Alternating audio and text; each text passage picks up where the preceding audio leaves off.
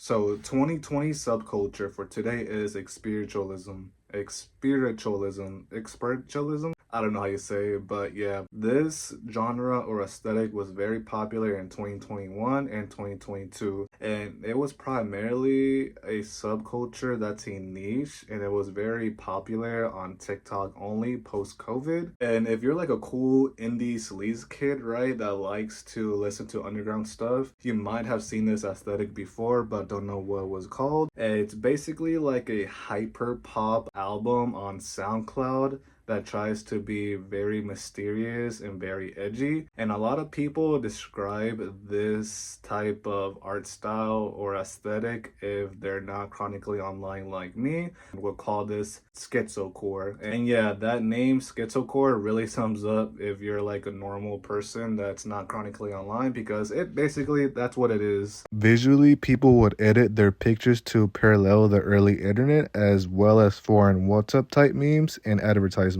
This looks like a nightmarish version of dreamcore and weirdcore, in that it aims to feel very dreamy, but it primarily uses internet technology and motifs, as well as late 2000s creepypasta and anime. It shortly died after, when it started going quote-unquote mainstream, and people started making fun of the fact that they use foreign languages like Arabic to try and be scary, as well as the way they edit their faces, which honestly, it looks good for the aesthetic, but that's my opinion. So the music for this aesthetic was really interesting. It's associated with dances like jump style a lot, and as well as music like cloud rap and hardstyle and techno. Most of the music these people made were purposely low quality, with many 2000s internet or phone samples like ringtones. The biggest artist of the subculture was Yabu Ejen. I don't know how you say his name.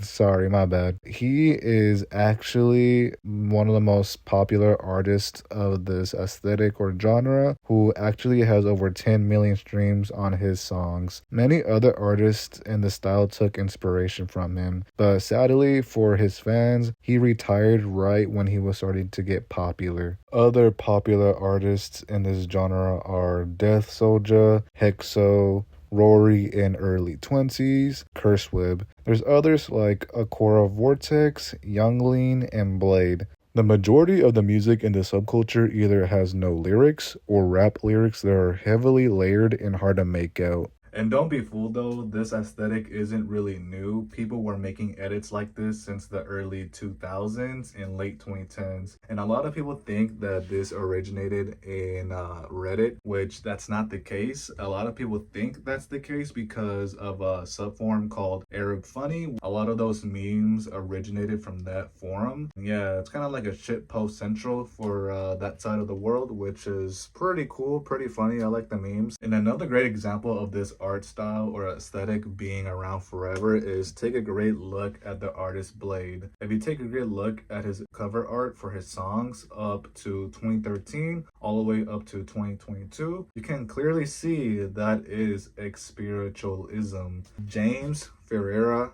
Izaja, I think I'm saying his last name incorrectly, but oh well, I apologize. Take a great look at this cover.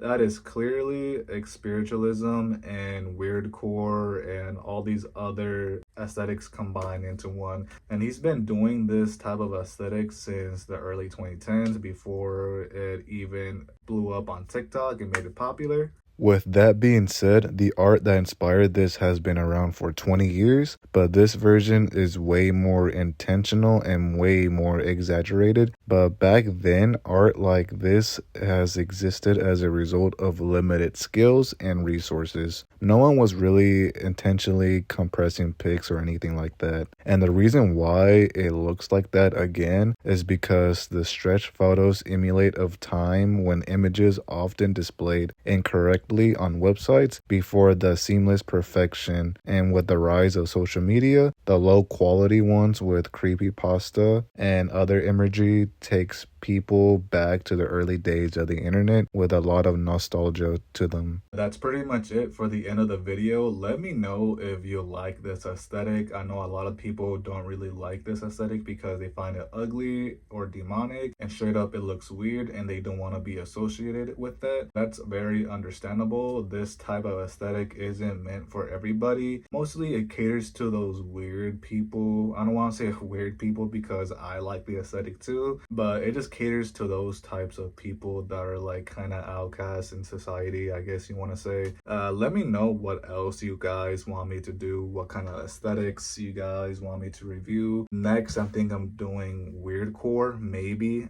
not, I don't know, depending how well this video does. But overall, yeah, that's pretty much it. See ya.